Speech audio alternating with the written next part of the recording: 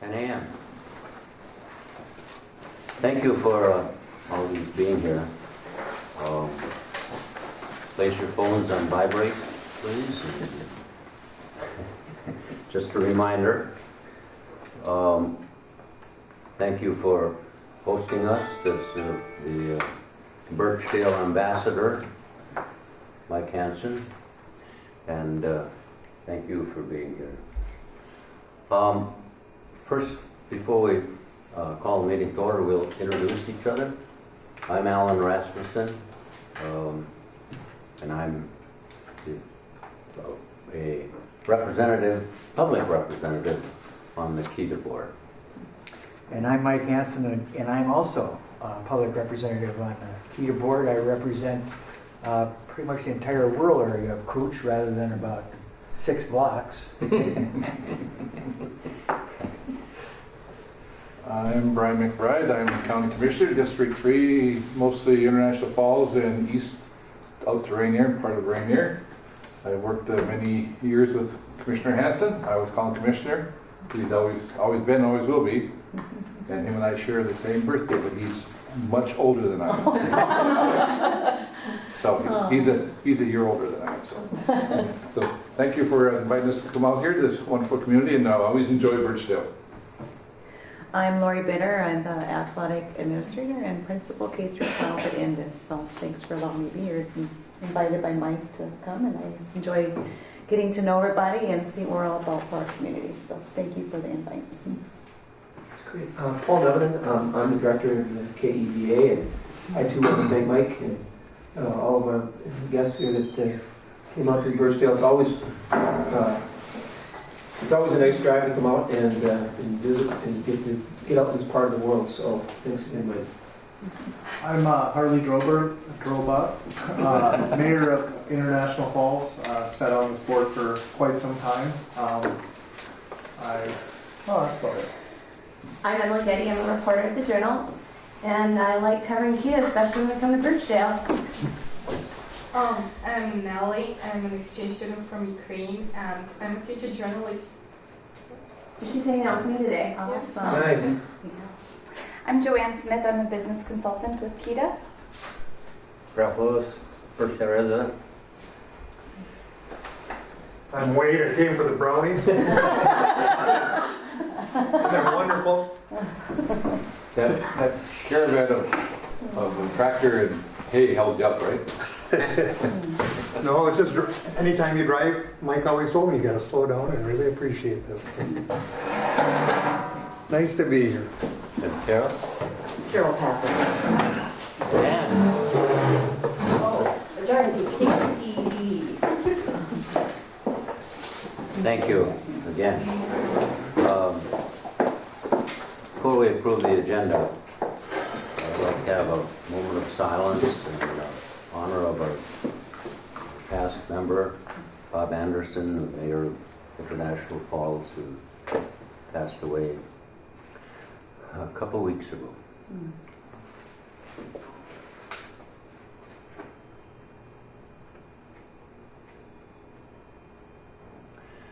Thank you.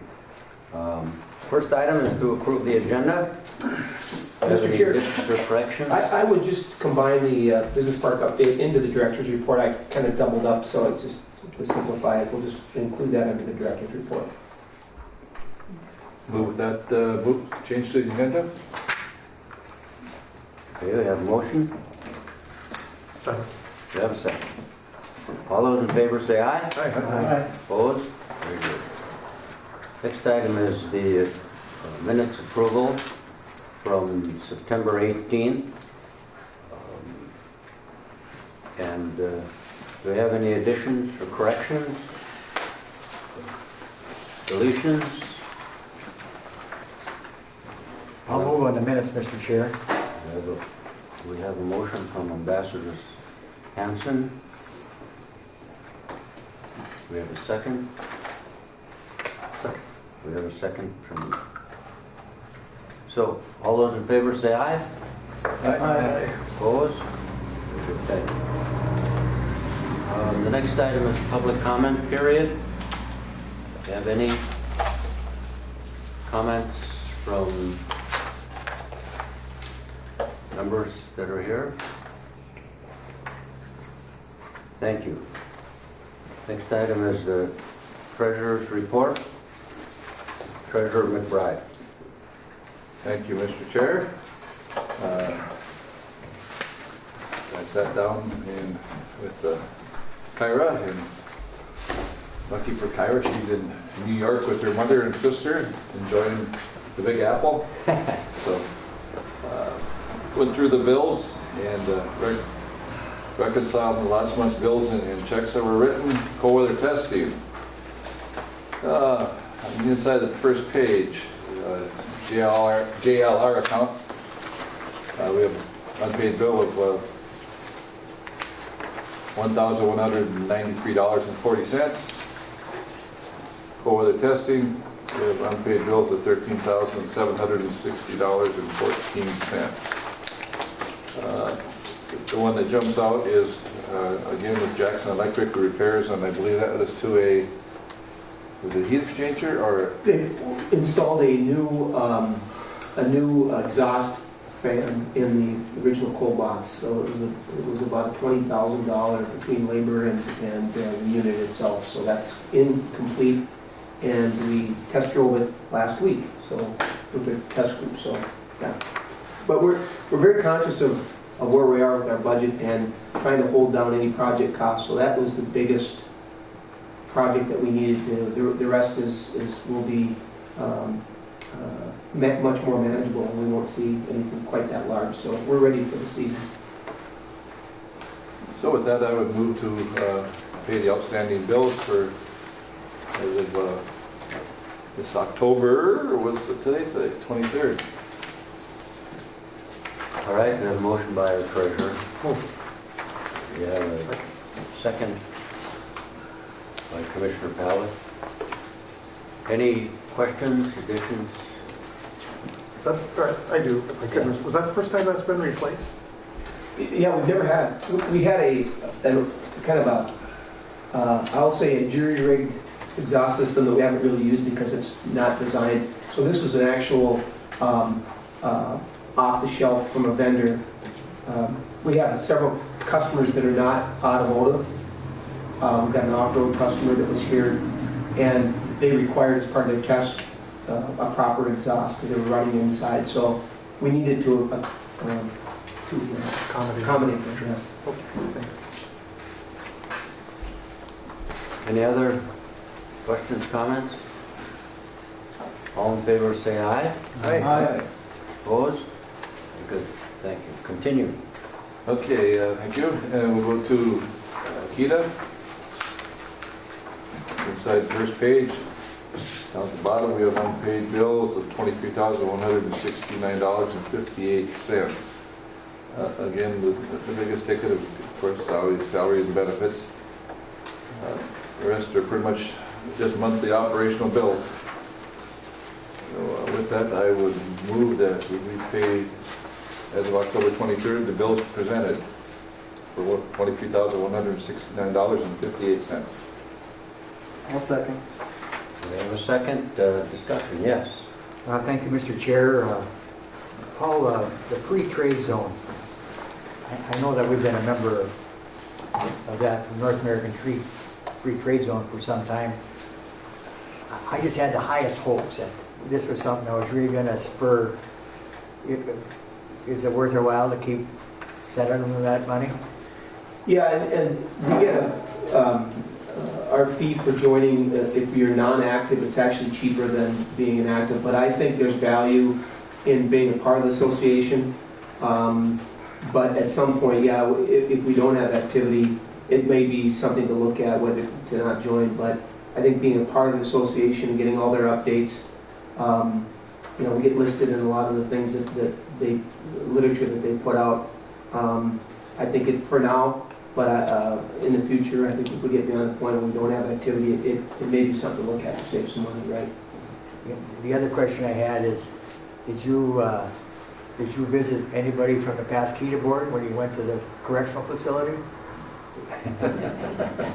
That was me. There's my, okay. There's There was an item for mileage for the correctional facility. Yeah, no, it's I went to the correctional facility. You were there and he came to visit you? Is that? No. I did a presentation for the people that were there on career readiness and starting a business and some of those types of things. So, and it went really well, and I believe they want me to come back in December. So. And Joanne, where was that again? Togo.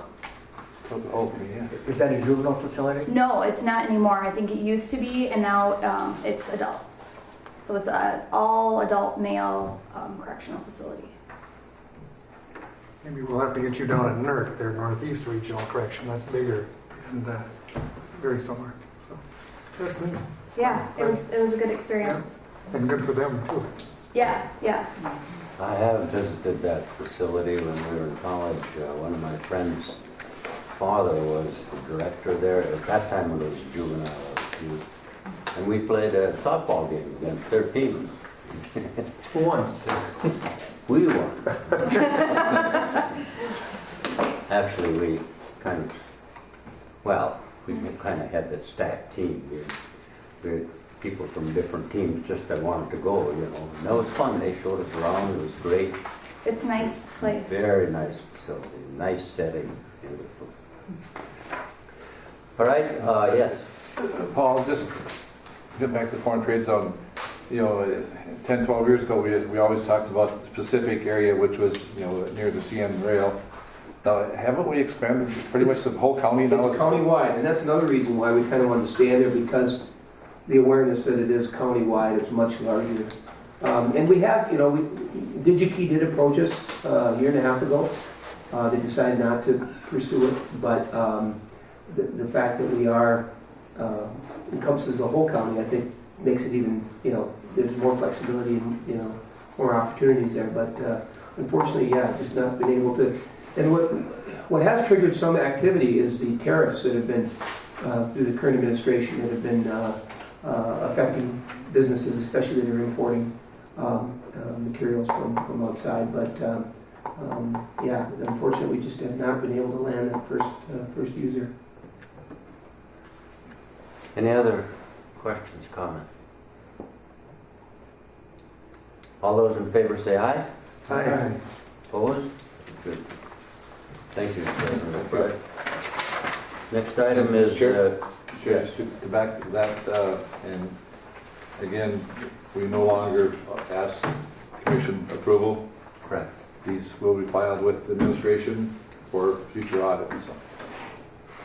Thank you. Next item is a business park update. Paul? Again, Mr. Chair, I would want to just include that in the director's report. So All right. Take that off as an item. All right. You're still on, though, for the draft audit. Yeah, and as Commissioner McBride referenced, in terms of our auditors, they actually supported that move toward acknowledging, and that's one of the. But let's step back. Walker, Giroux, and Hani has been our auditors for going on 8 years now. They're very familiar with our operation, and the draft audit, they gave us a clean bill of health. As we've delved into some other things, including the housing study where we were the fiscal agent for the county, the Bland and Broadband grant money, we're the fiscal agent, the whole agency for that.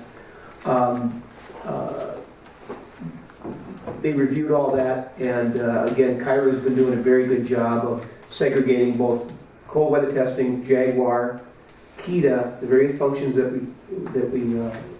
we act as agents for, and then these specific projects like the housing study. So again, they reviewed all that. They found that our reporting was very good, and they're familiar with our operation, which helps too. So the one thing that they point out in their findings, two major corrective items that basically have been with us since they started this process, and that is the segregation of duties, because we are a small agency. That there is, they'd like to see the segregation of duties, I guess, a little bit more defined, but it's very Very common. common for agencies or of this size. The same thing with lack of control over financial reporting processes. We have a treasurer, but it's not a treasurer with an accounting background. It's basically somebody that just reviews the financial statements. And so, again, very common, and with a lot of, even larger organizations, but they point that out, and I think as auditors, they've always got to find something to as part of their findings. But again, an overall response is that we are we are following proper procedures. Our reporting is very good, and they're very comfortable with our operations. So with that, I would just, I guess, answer any questions. Do we need a motion to accept the audit? This is not, This is the draft. Unless there's any questions, This is a draft. Yeah. I believe it has to be voted on because Alan has. Oh, yeah, because that's, I would think we need to move to accept the audit. accept. So I would move to accept the audit as presented. We have a motion. We have a second. Second. We have a second. Further discussion? That's very common. We had any small agency, nonprofit, whatever, that has limited staff. Counties our size have the same issue. Yeah, we had the same thing at Rainy River, just because it's a small institution. So that's a very common finding with small agencies.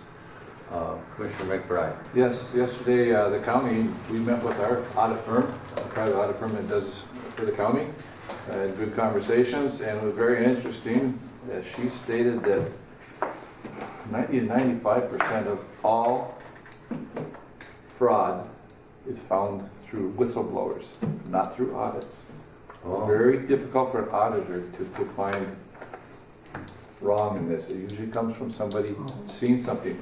And she stated that one of the biggest audit firms in the state of Minnesota had one of their own auditors stealing $40,000, and they never found it Over a period of years. over a period of years. So, I mean, you got to be really cognizant, and you got to look at your employees and other members, and board members, or whoever, and you always got to watch for little telltale signs, because that's where it comes out.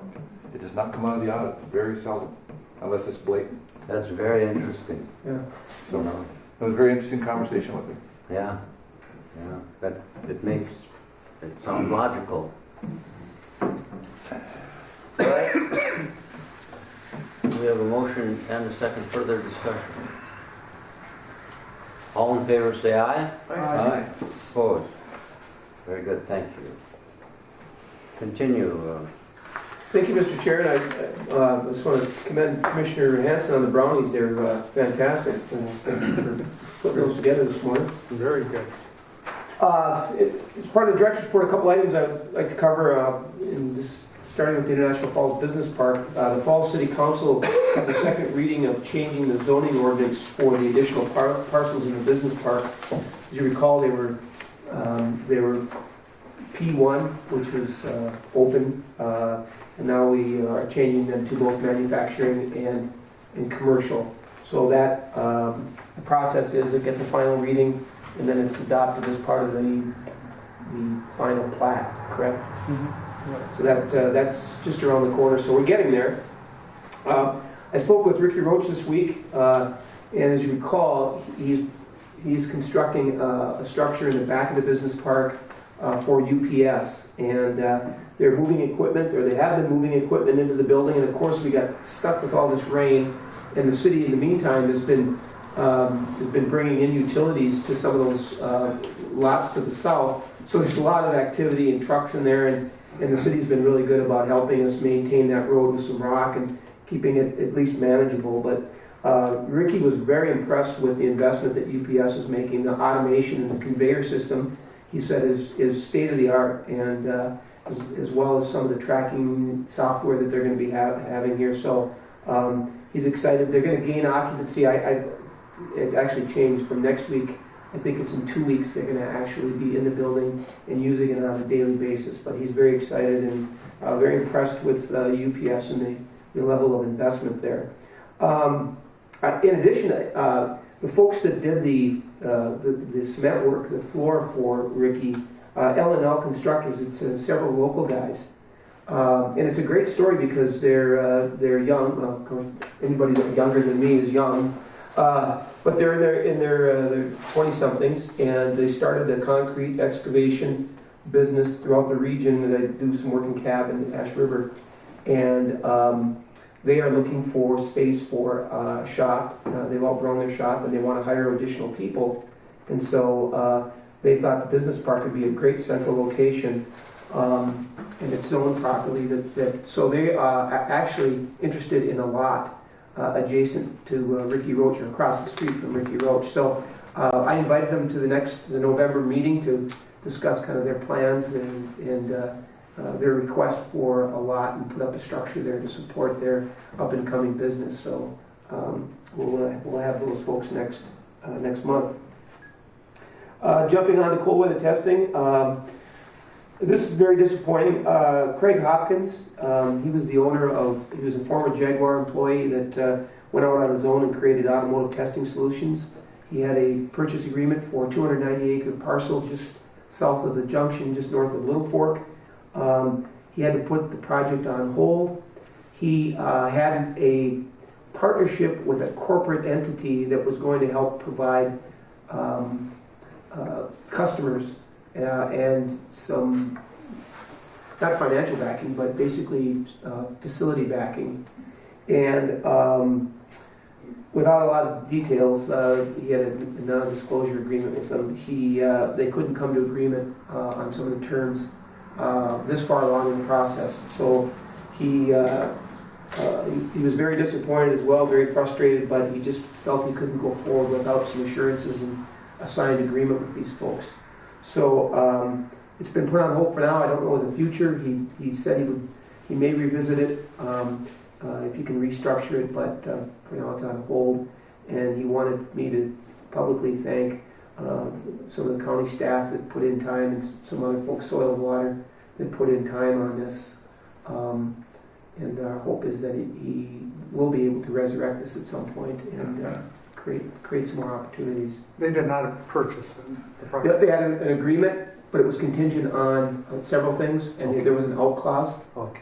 And so, he was a little leery of working with a large corporate entity just because of the nature of that, and it did come back to kind of Control. Yeah, exactly. So he has not purchased the land. No, he had an out clause, and he exercised that out clause.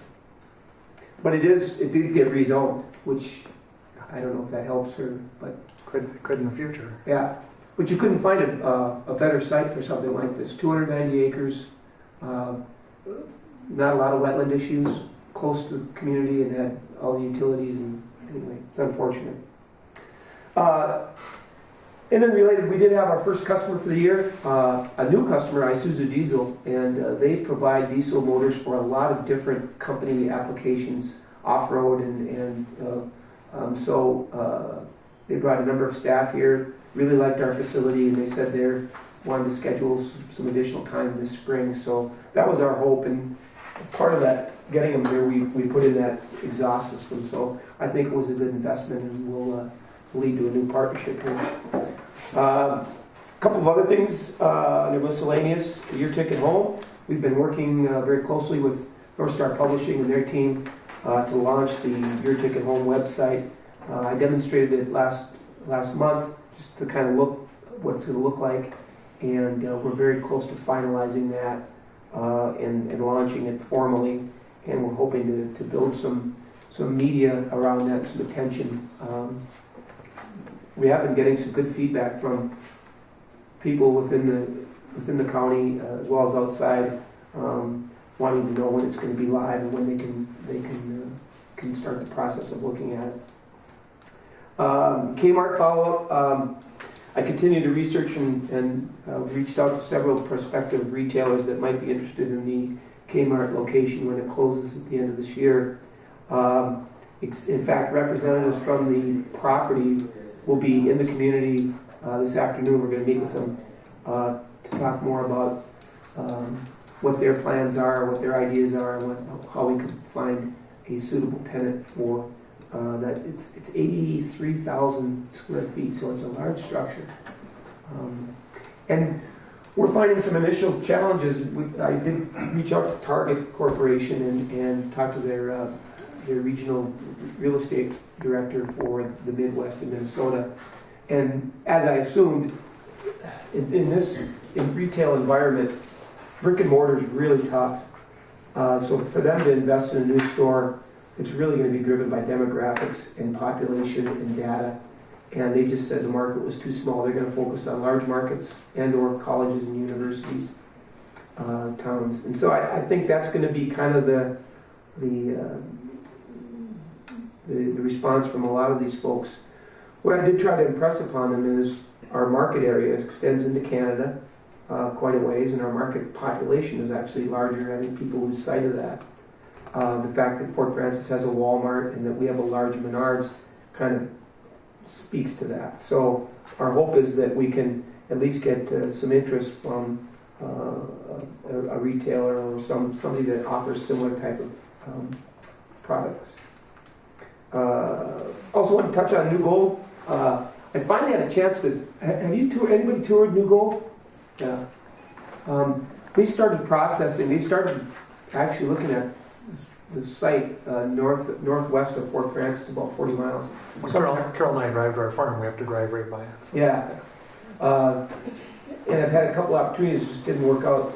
But they've been actually in production since 2017, pulling material out.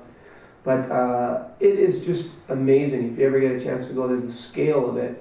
The open pit piece was 505 feet deep, and it's on. I can't remember the acreage it's on, but it's massive, and all the equipment is massive, and it's the investment there is kind of mind-boggling. The acreage is expanding because it tells me they must have had good success in their preliminaries because they're looking at purchasing more land.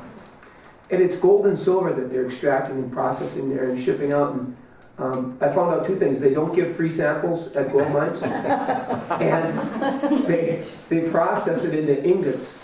And we asked how they get the ingots off property, and they don't disclose that as well, which is, of course, makes sense. But they employ 750 people, and it's 24/7, and it is even, it's kind of mind-boggling. So if you do have a chance, and the reason I bring that up is, something like that occurring in our region. And I mentioned to the tour guide, I said, Minnesota's trying to site a polymet and a twin metals, and I said it's been years and years. I don't know how you guys got through the permitting and for what you did, but hats off, because if polymet ever does go into production, it will be significant and will impact our region as well. So they're 40 miles still, the impact in Fort Frances in our community, we feel that too, so and support it. A couple of other items I just wanted to note, and it's Jack Pine Savage Cafe is closing in Little Fork, unfortunately, and the people that operate that and own that have full-time jobs and a family, and I don't know how they found the time to run their restaurant as well. But as they found out in Big Falls, once you lose that cafe, it's a real blow. So we're hoping that somebody will look at it as an opportunity and open that. And also note that Gordon's Hardware in Big Falls is for sale. Bill Gordon's been there for lots of family-run operations since 1912. It's a neat store, but there again, he's been at it a long time, is looking at retirement. This won't be till next year, so with both of these, we've been putting them on Facebook and some of our social media that we're putting out there just to make people aware that these opportunities are there. And lastly, I would just point out in your packets, I included something from Deed about workforce, or labor force in the Northeast region. And I just bring this up again to highlight the fact that the Northeast region is the only region in the state that actually lost labor force. We lost from 2000 to 2018, we lost 1,613 out of our labor force. And if you look like at central Minnesota, they added 62,000 in that same time frame. So that's also part of our story here about recruiting businesses or firms, or the depth of our labor force here. It's a challenge, just not here, but throughout the region, the Northeast region. So just included that. So with that, I guess I would be quiet or take any questions you may have. Any, comments, questions? Yes. Paul, what's status right now of Cantilever? They're getting ready to distill, and the hotel is getting ready to start taking customers? Yeah, thank you for that. Actually, I went through there on Monday. I toured with a representative from Volvo, the automaker, and they're hoping to start actually distilling. They passed two tests, and then they get occupancy, I think, this week. So they're going to start distilling late this week or early next week. So they're pretty excited about that. The rooms are coming together. They are taking reservations, and they hope to have a soft open in mid to late December. But there's a lot of activity there, and it's going to have a real wow factor. Some of the touches there and the designs are. It wasn't even complete yet. We looked in the room, and the gentleman from Volvo said, "Yeah, this will work for us. We like this. I'll take this." So I think everybody's excited to. And there's been some challenges with construction, with parking and whatnot, but I think in the end it's going to be again a huge addition to the area and a real destination.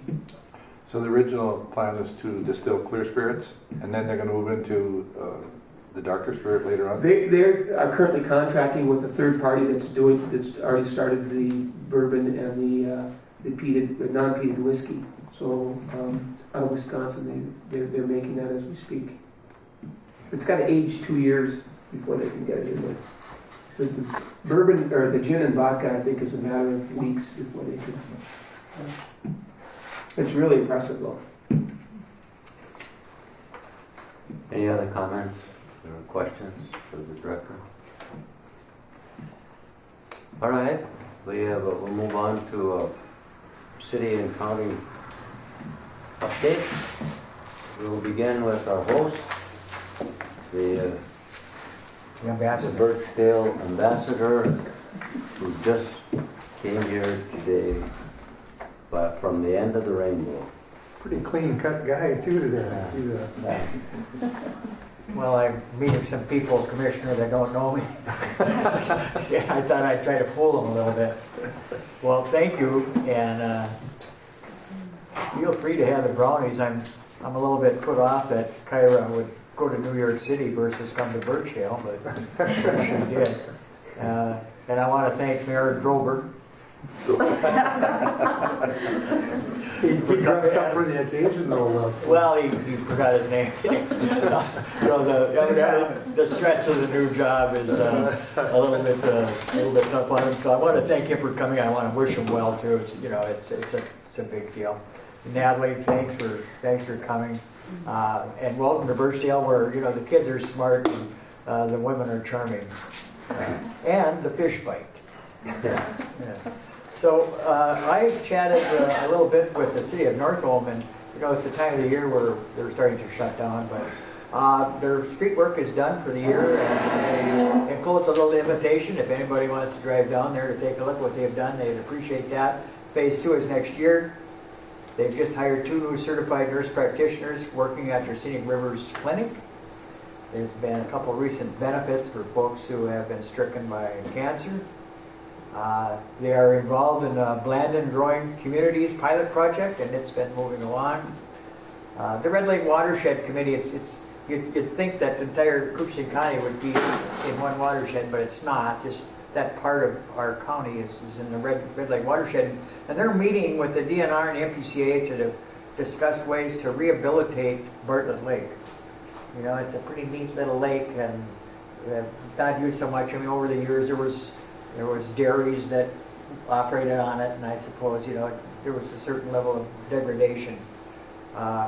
Big Falls told me that while they started a lot of winter things, and they've been going at the liquor store and so forth and so on. Or otherwise, they're just going to bed. They're done with their projects for the summer, and looking forward to next year when they can start working on their park. The other thing I thought that I'd tell you a little bit about this building, and it's only here because of the Koochiching County Board gave Birchdale area, not Birchdale, the Birchdale area, Northwest Cooch, enough money to build most of this building. Not completely, and it's about 20 years old now, and used way more than we thought. It's kind of been the glue that holds together the entire northwest part of our county, I think. It's been truly successful. We ran across some issues doing it. There was a lot of volunteer labor. And in fact, if you open that door and see the floor in there, it's a wood floor. It actually came from the original community building that sat next to this. A bunch of folks came here, and we had a gentleman who lives here that made a living moving homes. They tore that other building down, they jacked the floor out of it, and they rolled it on big pipes, and they laid it right in there, and it fit like a glove. And then they redid it. There's been baptisms, and marriages, and weddings, and funerals, and everything you can imagine on that floor. So, and inside, if you get a chance, there's a bunch of pictures on the walls. Some of them of the original community building, and some news articles that tell you when it's dated and so forth. But the Koochiching County Historical Society has been out here a couple times and have taken pictures that were donated by local residents from many years ago, from when it was first started. And they're up on the walls. And they're also working on a process so that we can have this revolving. But you can walk around in there and see what happened 50, 60, 70, 80, 100 years ago. So, it's a pretty neat thing. Every Saturday, there's a breakfast here, maybe 2 or 3 months a year, and it's free will. People 6 months a year. Yeah, people come from big falls and all over. They feed between 35 and 85 people every Saturday morning, which is a big deal. It didn't go just all smooth. Of course, they came to us and said we made an error on what it was going to cost, and it was an error that maybe anybody should have caught, but it was an extra $6,000. We didn't have $6,000, didn't have nothing. We wrote a letter to all the recreational cabins, from Lowman to Frontier, or to Border, and it was paid within a few days. It was paid enough so that I wrote a letter to the gentleman, the company who dug the well here, and I told him we didn't have any money, but if you'd come here, we'll pay you somehow. They made payments or whatever, and I explained, the situation. So they came, and I was here when it hit water, and they got everything all set, and it's all done. And, I was waiting for the bill. He said, "How much money you got?" I said, "I got $3,000. That's what it cost." So stuff like that is how it got done, and it's a registered nonprofit. Have a board. It costs about $750 a month to have it just sit there. You wouldn't think so, but by the time you pay your liability insurances, and because it's a registered nonprofit, they pay real estate taxes and so forth. And there are other buildings out here, the pavilion that they have music in at certain times a year, and the baseball field. And the building itself makes a few bucks to help towards what it costs.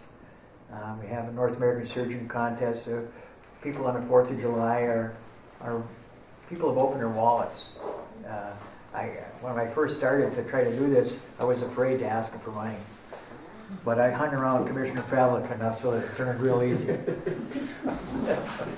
Yeah, so it's just been a great thing, and it should be thanked that the county board over the years has still put money in here. We try to pay for all the operation and maintenance ourselves, but they've paid for a lot of upgrades and other things in the community that have been good. And I know they look at it as at least we're an area of the county that's trying, and we do appreciate it. I know that.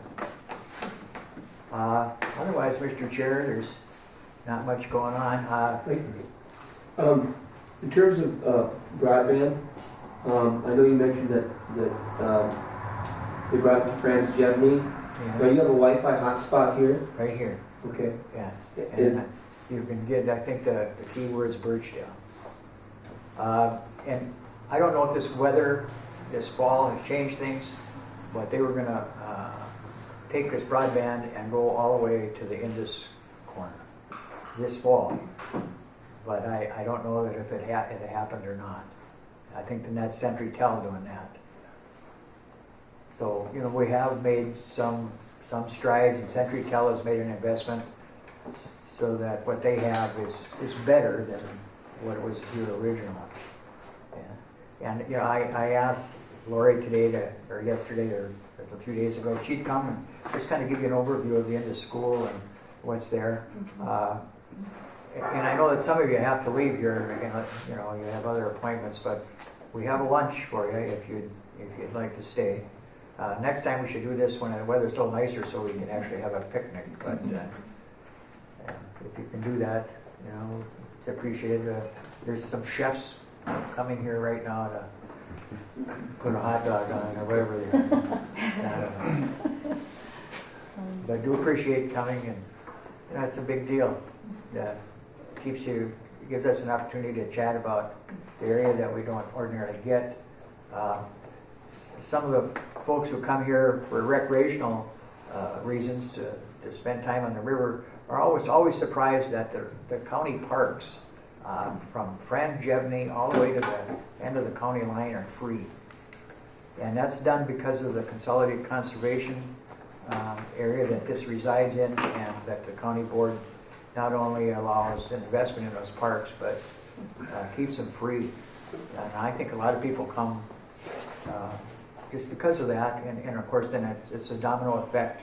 They're here, they stop at our local store and shop, and if you get any chance at all, it's probably one of the only country stores left in our whole county, in our whole area.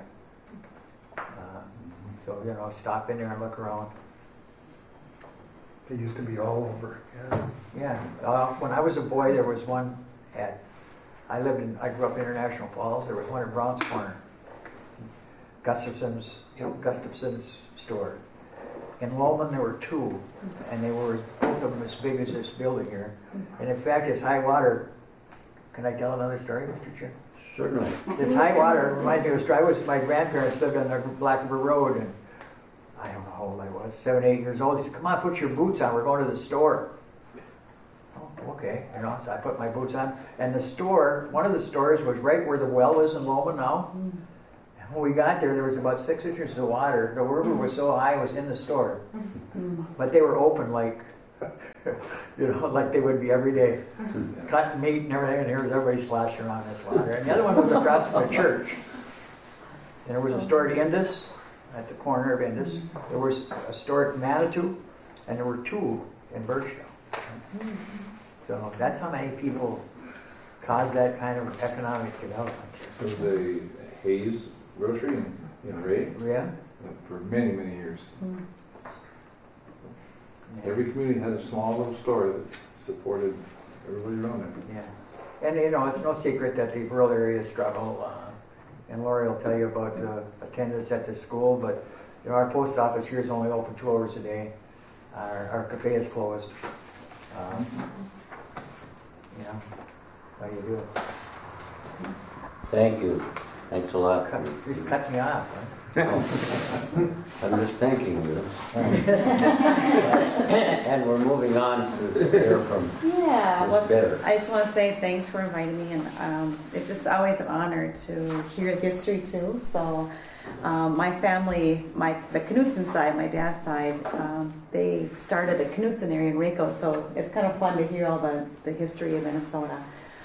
This is my fourth year. What's your dad? Which Conrad Knutson. Okay. He was a logger a long time. Well, actually, Ralph knew my dad. So yeah, Hollywood for my dad. Died from cancer when I was very young. Anyways, I find there's a lot of pride in this area, and I look at the people, even the people I'm hiring, Hill Asper, just hard-working, caring people, and the people that really and Ralph's wife Lois too, and Soren, the ones that I put a lot of time, Janet Hasper, and I have a lot of local people that have invested in the school, and I can tell you what, they put their heart out every day for the kids, the building, the community, and they have a lot of pride, and I just think you all need to know I don't see that. I've worked in big schools and colleges, and a successful coach and teacher for many years, and administrate the college too, and when I came here I was like, okay, really small. But I just find the kids that we serve, from International Falls to Lake Woods and everyone in between, we're hitting a jackpot of needs. Kids in crisis, families in crisis, and kids that actually want more one-on-one, and want actually a lot of gifted, talented children that the parents are like, you know what, there's a lot of bullying going on in both areas. We want something better and for our children to be successful. So we do hit needs for both communities, and since I'm from Lake Woods, it's like I've had about 48 kids come my way since I've been there. So it's kind of fun to see our school growing. We actually had 24 new students in our building this year, which is exciting. We always lose a couple because of families moving, but because of the economy hopefully changing, I was talking about we have the jobs, we don't have people. I see both areas growing and trying to get those new families into the area. So I appreciate what you guys are doing too. Part of the Lake of the Woods, part of it is they're trying to get A&I growing, and it's nice to see us growing instead of going opposite. You know, it's sad to see the 1,600 leave our area. I think people are coming back. I'm kind of a veteran at Lake of the Woods too, and I see a lot of my students and kids I've coached coming back and raising their families now, and so I think that's all coming back and making the area more successful in raising a family. But in this, we've done a lot of changes. We've done remodeling the last couple of years, thanks to the support of the board and moving us forward. So we're doing updates slowly and making it better. And I can just say it's just a nice little gem. I always say it's a nice little gem in the area to keep kids together and community growing. And we hire about 38 people out there, so that's for this area. It's pretty good, you know. So just really proud of our little building and how everyone does a lot of multitasking every day, including myself. And they wear many hats, and it's just fun to see that there is that caliber of people and parents. We had open house, parent-teacher conference is best ever on record. We've had rec out for open house, so I feel it's exciting that we're finally getting people to invest and parents to invest in education, which it's much needed for all across America right now. We're kind of in crisis with everything, but parents are important, community is important, and I thank each one of you for what you do every day. It's important. So they're all important jobs. How far those children would have to travel? Yeah, exactly, Amazing. exactly, and that, you know, we talk about the buses all over the place, and they're like, people will see Koochiching County, South Koochiching County. I'm like, that's marketing right there. But those are things we need to do. And we, like I said, we hit a big area. You look at 40 miles this way and 40 miles, 80 miles of covering children that travel. And anyways, it's a very unique school and a unique area, but we do serve a purpose. In a unique district. I mean, from here to Norfolk, think of that. That's amazing. 90 miles, yeah. So yeah, I work with I've had a lot of revolving door for superintendents, so it's kind of nice to know that, you know, I can be in one area for a little bit and help the people out, and the consistency is important, so it's been nice to see that. Jerry Struess, we worked with him. Oh, okay, yeah. Great person. Yeah. That's great, and you're absolutely right. The dedication that I know Soren and some of the folks that work there, and they're driving school. Well, he doesn't drive school buses, but he drove the school buses. He taught. He did everything. I mean, when he was called for, and I guess a couple other programs. I saw. Do you still have the culinary program? Yeah, that's Lois's. And that's but I would like to recognize her too. Last year, she got a couple of us nominated her administratively to get her Teacher of the Year from Minnesota Rural Education, and she got it. And so I went with Ralph and Lois, and I tell you what, I had a lot of people, administrators, you know, that's pretty impressive. Our school, the size we have, don't have these programs. Yeah. And our kids go down there and they serve a purpose, but I really want to say thanks to Lois too, is she finds those grants and they do the breakfasts with Ralph, and they fundraise. They do a lot of their own fundraising to get those kids who they need to go. and go to the cities and compete in culinary. I mean, for little Indus, go down there and finish 3rd and 4th against Monticello. I was like, yeah, that's good. I don't know, we just have a lot of gift. I call that gifted, talented, because a lot of bigger schools don't have those things. And to have those things, you really have to put a lot of time into it and energy. And so, yeah, those are why people like Lois and so, I mean, they put a lot of heart in there and they kept those programs going despite the revolving door of administration and stuff. So, Right. you know. Well, and they're really good ambassadors for the area too. Yes, Like, they are. I agree. I think, and that's what this year Ticket Home is trying to do is people that go out, they come here, they go out in the world, Mhm. they start having families, they get tired of the commutes and just the congestion and this lifestyle, and there's something to be said for a rural lifestyle, but you have to have the people and the core stuff here, and so that's what we're trying to do, is bring those people back and give them opportunities, or have them start their own business and come back. So we're hoping that we can make a difference there. Yeah, and I think that's what it is. It's just, I look at the way we raised our kids. It was on the river, and kids had sports and can compete and be part of a great society, you know, and they're safe, you know, for the most part. We all know our neighbors still, and that's very unique anymore. So, yeah. But thanks again for having me. Any other questions? Ms. Bitter? Thank you. Thank you for being here and the update to come. We'll move on to city updates from Mayor. Well, as you guys all know, we've had a lot of changes at the city with the passing of Mayor Anderson. I have been appointed by the city council to be our new mayor. With that being said, we had my seat that needed to be filled. We had 14 applicants to be appointed as the councilor at large.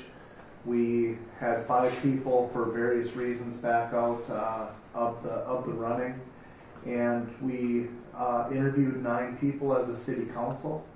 With that being said, 3 people came right to the top, and after some very good conversation, unanimously in committee, the city council chose to appoint Councilor Chelsea Nelson in that role.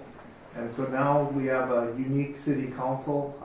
Historically, from what I remember since I've been younger, we have a city council that have 4 members of a 5-member council that still work, are part of the community.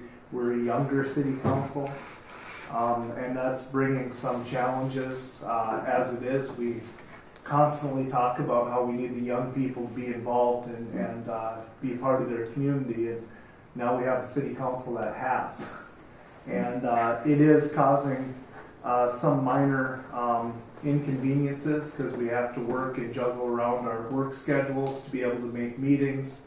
And there's some conversation that our city council is having on how we can meet that demand of public service and balance that with our work schedules.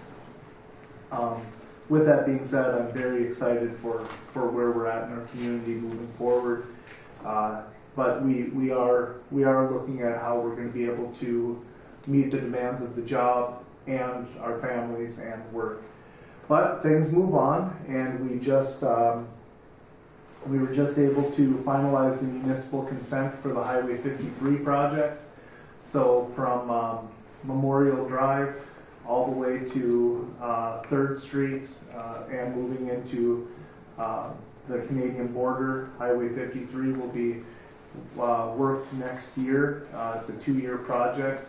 That's going to cause some inconveniences for our businesses along Highway 53, which is a major corridor, as you guys all know, of International Falls. But that's very exciting to be able to see that investment through the state and the city to do that project. We also have been working for quite some time on a CIP so that we can fix our streets, sewer, water, elevated water towers, basically our public works in general in the community. Part of the long-term planning that we had was first we needed to be able to figure out how we were going to fund it, and a piece of that obviously was our city sales and use tax that went into effect on the 1st of this month. The plan is to bond against that future income, and we have a 5-year plan starting road construction next summer.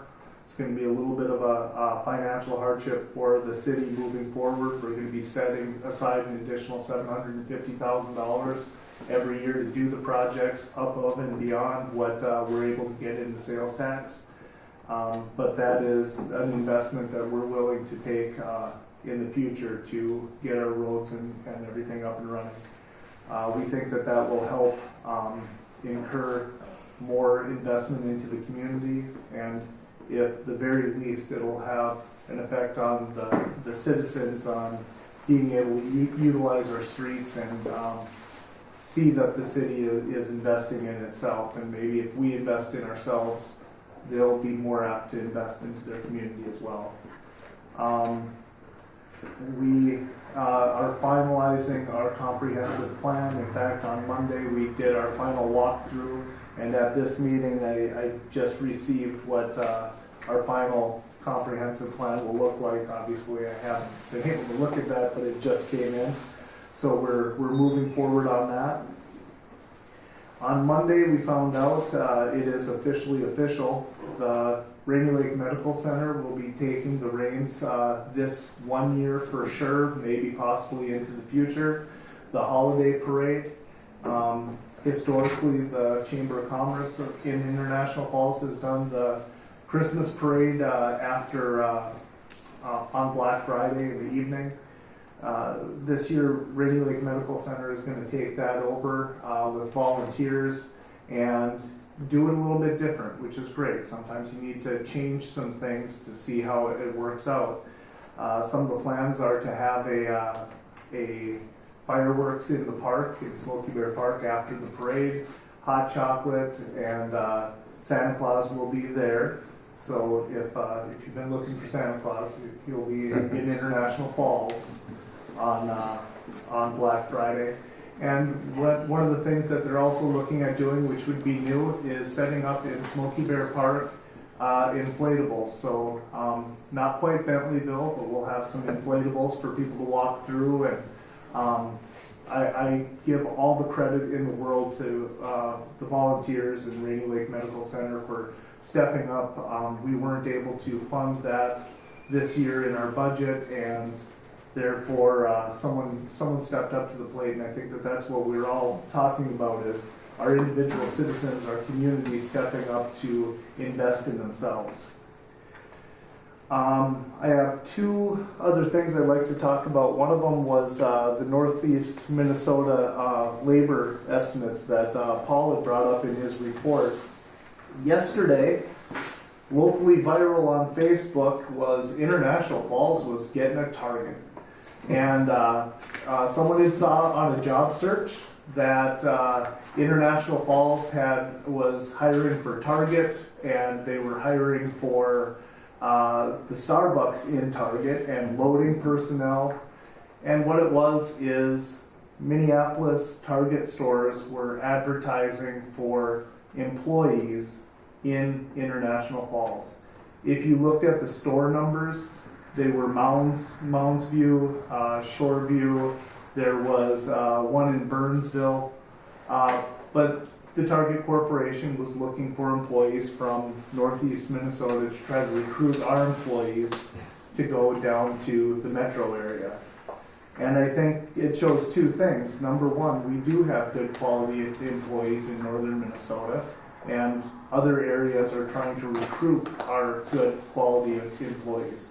The other thing that I see out of that is the fact that within 6 minutes of the person posting that they saw that online, it went viral in International Falls, and many people were liking it and sharing it, and it shows how much our area needs that Kmart building to be filled. Whether it is whatever retailer it ends up being, it's so important to our economy, and it just shows in one afternoon how just a hint of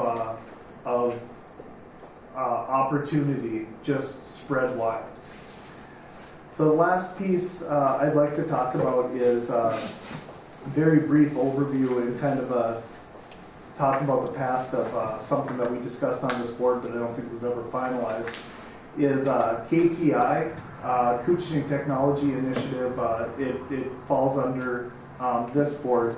And we've talked about in the past about having advisory committees to this board so we can get more information in. And we never actually finalized it, but then we ended up having KTI came about, and they have just been rocking it in our area with things that they've been able to do. And they've made so many strides to expand broadband. They've been working with nonprofits and other entities in our area, and being able to help fund some of their projects that are technology driven or marketing driven. And I would think that maybe on our next meeting we could discuss again and see if we couldn't get into having some of those advisory committees that can update us and give us some long-term goals on where we want to be in the county and how do we reach those by bringing in some really good people in transportation. And well, I don't know, we have them all discussed. I can't remember what they all were, but I just think that if we can get some of these people that are very knowledgeable from other areas that have been coming back and see how we can work that into what our long-term goals are around KEDA, I think it could only be an advantage for us. And that's all I have. Thank you. Do you have any questions of? I was wondering where that came from about Target. I got a couple of people texting me, when's Target and Starbucks coming? And I go, where's this coming from? What are you talking about? But, okay, that's where that came from. It's the women in the area. Yeah, that's awesome. But one of the things to the Target thing too is if people see that, it does say T0163. All you have to do is Google T016 or whatever it is, Target, and it pulls up what address it is. It's not, it just caused a big stir that, Kmart's closed and we're getting a Target. All right, we'll move on to county updates. Yes. I guess I'll just start, and then Commissioner Pavlik can join in. But I know here in a couple of weeks, Commissioner Hanson and I are heading into Holy Weeks, into deer season coming up, and the whole county kind of shuts down. The drive down here this morning was really nice. I haven't been down here since, well, probably since last winter, going over to Lake Woods fishing. But I didn't drive this way in 2014 during the flood, because the one thing you couldn't get past Loman. But it's unbelievable how much water is in these rivers. And those are massive rivers. And they're all in the banks right now with as much water as there is. So 2014, unbelievably what happened. And then we just got to really be cognizant we don't go into this next spring. We need to draw the watersheds down, and so we could get a lot of snow, a late ice out, and then we be right back in those issues of a flood. So hopefully the IJC and everybody's staying on top of that. When you talked about the county parks, and yesterday the county board approved a purchase through CONCON and with their recommendation for playground equipment for Nelson Park. Pretty good hefty price, and that's going to be really enhance that park. Last week, the county, we hosted Association Minnesota County District 1. We had 7 counties represented, I think probably 20, 25 commissioners. A lot of networking. Interesting to see that all the counties have the same successes and the same issues that we have in northern Minnesota, and it ends up being revenue and jobs, and it's just what it is. We also yesterday approved a loan application along with Northland Counseling for the purchase of, hopefully, the United Healthcare building, and that is a big vacant building in the city. Hopefully that moves forward, and I know Commissioner Pavlik sits on the Northland board, and it would be great for the city and the county to get a tenant in that building. So Anything else on that, Commissioner? I think just we were co-signing or with a grant application. At this point, it's moving forward, but there's still some, you have to tie up some details yet. I'm the chairman of that group, that's why I'm involved. But it's absolutely necessary for Koochiching County, otherwise we'd be sending people long distances to get treatment for mental health. And it's certainly a need, as we've seen, not only here in Koochiching County. It's a what Brian's talking about is a tri-county mental health group, and we service Koochiching, Itasca, and Lake. Any other comments from the county? Do you have? Well, I'd only say it to Commissioner Hanson, he'll always be a commissioner to me. Thank you for hosting us here, and everyone, Ralph, and all the people down here. We got a lot of memories of Birchdale, and well, one of my favorites is when Commissioner Chuck Lepper was with me. We came down here over the spring fishing. And we're going to have this meeting about, we should be clearing these roads. We brought Doug Grindle, our highway engineer, down here. And we got, we should be doing what we can to help here so, people can do fishing in the winter even after it snowed. So we came down for the meeting. Doug Grindle got here and he said, gee, I stopped and he said, all our accesses are plowed. And he said, I haven't had any of the county people out here. Well, that's when I really got to know Todd Beckel from Bedeth, because he's at the meeting, and Lake of the Woods County had been sending crews over here to wipe out our and do our snow plowing for us. So anyway, that's when Chuck Lepper I introduced him to Todd Beckel. It was Todd Beckel, he was either a commissioner or later became a commissioner shortly after that. But we were at a meeting in Northome, and Chuck really hadn't got to know Todd yet. And Todd was at the meeting with me, and we did introductions. But to make a long story short, when we left the meeting, Chuck Lepper is doing his due diligence and heading home, and this car pulls up right alongside of him, right on the highway.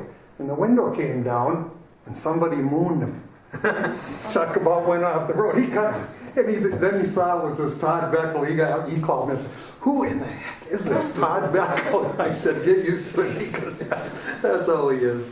That's how we all got to know each other. And we formed a pretty good partnership with Lake of the Woods County on issues down here. Commissioner Hanson's been a big part of that. And it's truly a better partnership. And we've made some huge improvements here. When we look at the landings now, to compare to Brian and I were kids, holy man, you wouldn't know the place. And it's worked very well. I look at the amount of people that come into Lake of the Woods in Koochiching County just for spring fishing. It's pretty amazing. Yeah. So anyway, glad to be here. We always get treated well when we're in Birchdale.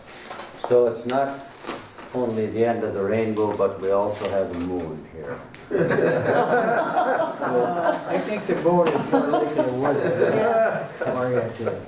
All right, thank you very much. Joanne, you have a SBDC update for us? Yes.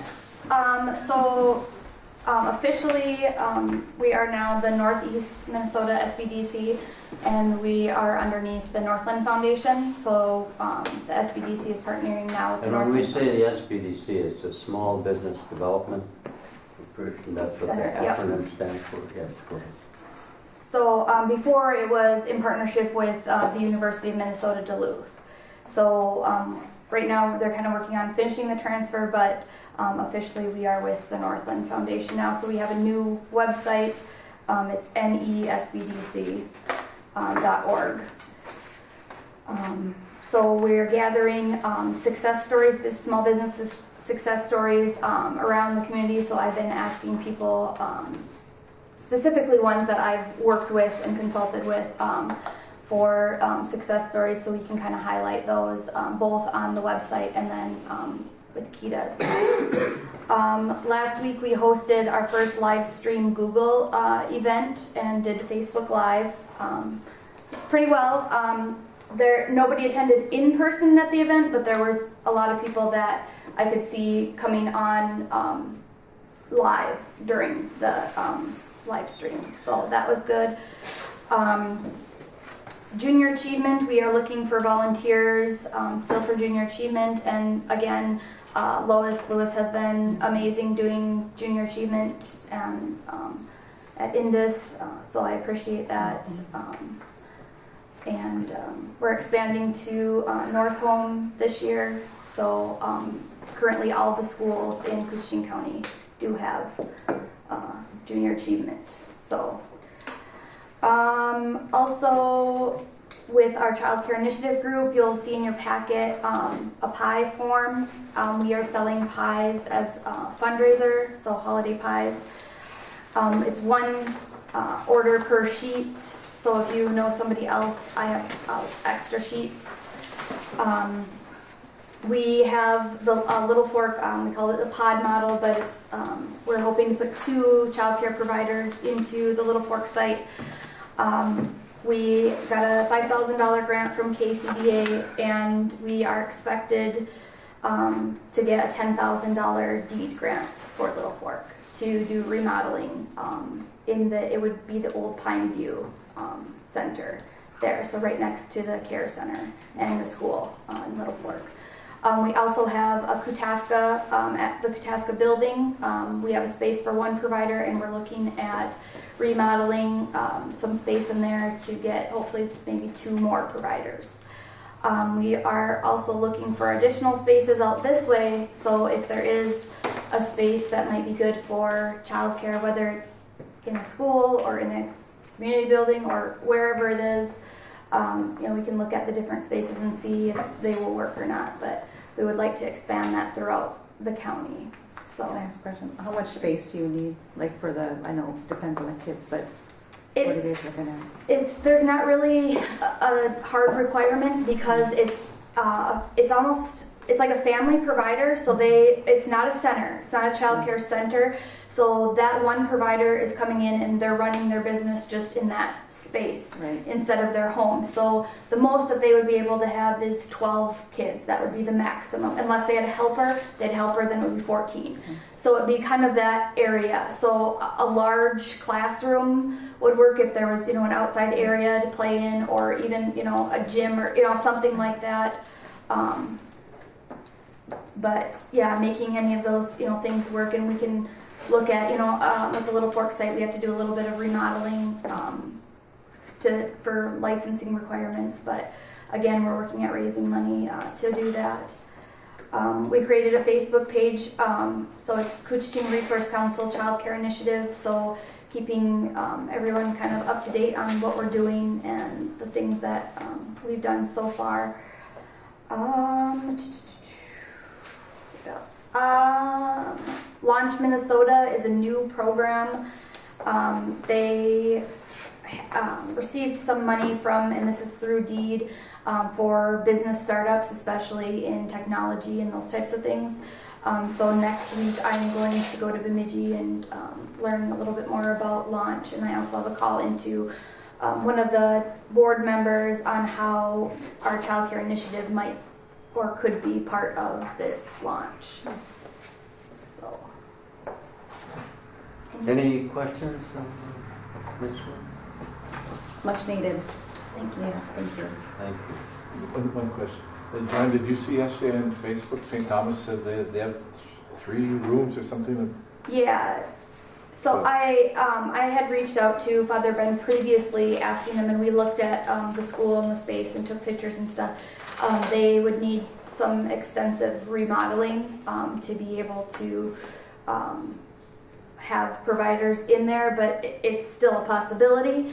But I commented on him, I'd love to work with him, if that's something that they want to pursue. So The first thing you need is space, and then after that, then you need to do what is legally you have to have for upgrades and access and all that stuff. But if you don't have a room, you can't start. Right. So. Yeah, the requirements are a little bit more strict because it's a commercial building. And again, with this model, and a lot of people call it a pod model, it's like almost like when you go into a shopping mall and you have a JCPenney's or Maurice's. they're different businesses, completely separate from each other, but they share the same building, a lot of the resources. So that's what these pod models will be. We're calling ours community collaborative model. And so Koochiching is a community action agency, and they're going to oversee all these pod models. And they've been really great to work with as far as saying, yeah, let's do this. We are willing to be a part of this because we know it's a community need. So that's been great for us, because I know that there's other communities that their community action council says, no, we don't want any part of that. So that's been really good to work with.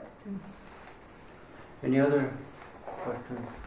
Thank you very much for the update, and got the Christmas pie order in your packet. And those go to Joanne. Yes, you can give them to me. Otherwise, you can drop them off at the KEDA office Sure. whenever you have time till I think And it's it December looks as 10th. if it must be by December 10th. Yep. Is that correct? Yep. All right, thank you. Any other public comment? Yes. Anybody seen this No? on Facebook?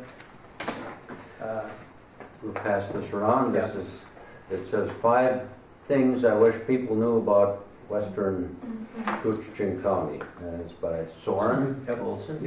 Very well You written. seen it? Yeah. Yeah. Seen this? Yes. And there's a book, Little Fork Headwaters, NIPF project. What is NIPF? Non-industrial forest, private forest management.